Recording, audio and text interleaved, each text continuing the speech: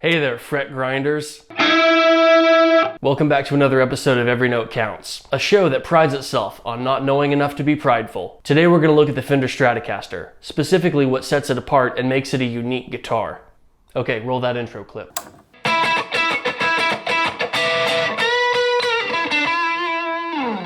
The Stratocaster has a 5-way selector switch. In the neck position, this 5th position gives a nice, fat, thick tone.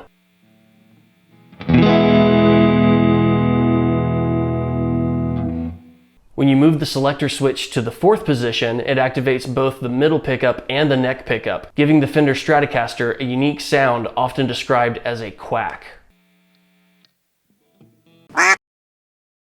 As you can see, the tone truly takes on the qualities of a mallard. The middle pickup doesn't have the bass and girth of the neck pickup, but it doesn't have the bright chiminess of the bridge pickup either. It's a nice in-between. It sounds like this.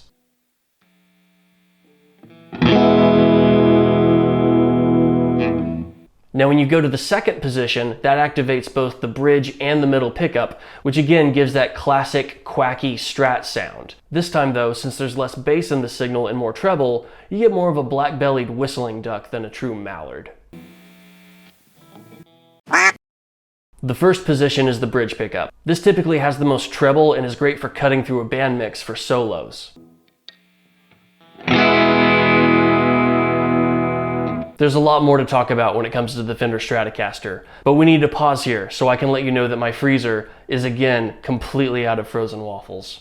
Waffles are basically super crispy pancakes with a unique grid shape on top. I use this grid to teach my children about the X and Y axis, and then use butter and syrup distribution to teach about surface area. Please click like and subscribe to this channel so I can continue to teach my family about surface area using standard waffle units. Now back to the Stratocaster. Now the tone knob on a Stratocaster is pretty straightforward. When you turn it, it adjusts how much treble is in the signal. This, however, is a Mexican Stratocaster, so the tone knob has a very specified function.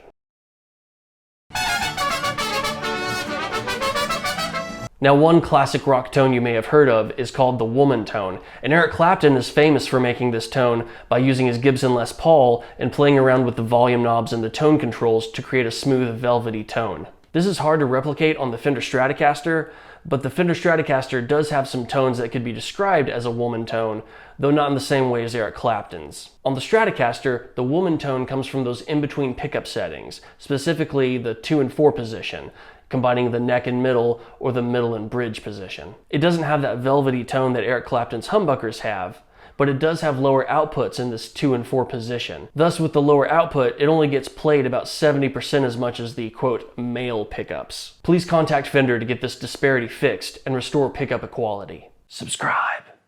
This brings us to the volume knob on the guitar. Now the volume knob is here so that 5% of guitar players can complain about the other 95% of guitar players that aren't using it. It establishes healthy competition, and that family dynamic is exactly what they strive for at Fender. Now the tremolo arm isn't unique to the Fender Stratocaster, but it's worth talking about. A tremolo arm, or a whammy bar, is used to give some oscillation, some waviness to the sound that your guitar makes when you play a note or a chord. It's used most often when you run out of notes to play, and so you decide to just jiggle the notes that are currently being played. The Fender Stratocaster has a screw-in tremolo arm because that's the most efficient and user-friendly means of securing it. He said, definitely not tongue-in-cheek.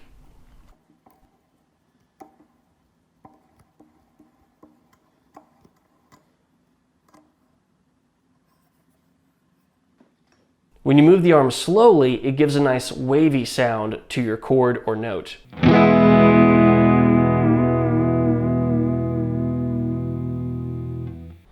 However, when you move it fast, it gives a completely different kind of ocean effect.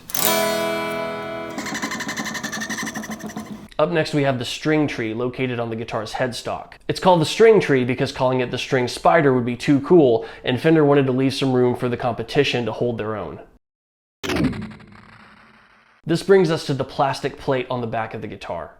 This plastic plate is an intentional barrier meant to slow down how fast you can change strings, so if they break in the middle of a show, the sudden disappearance of the guitar from the band mix will draw attention away from the singer and place it back on the guitarist where it belongs. Besides the guitar solo, this is the second most important time a guitarist can show off his skills in the middle of a performance. Thank you, Fender, for helping us shift the spotlight back onto the guitarist where it belongs. This brings us to the neck joint, which is where the neck of the guitar meets the body. And as you can see, it's very squared off. This is because guitars were originally designed to be played by 8-bit video game characters, which had square hands. Making it smoother and ergonomically correct for human hands is something that's only recently been conceptualized. Lastly, we have the so-called skunk stripe on the back of the guitar neck. This skunk stripe is there to remind you that your playing stinks, and if you had stayed in school to complete your engineering degree, you could have afforded both food and musical instruments. It's meant to drive you harder in your practicing and in your performance, and boy does it work. Thanks again for watching, and until next time, make every note count. Subscribe and hit like.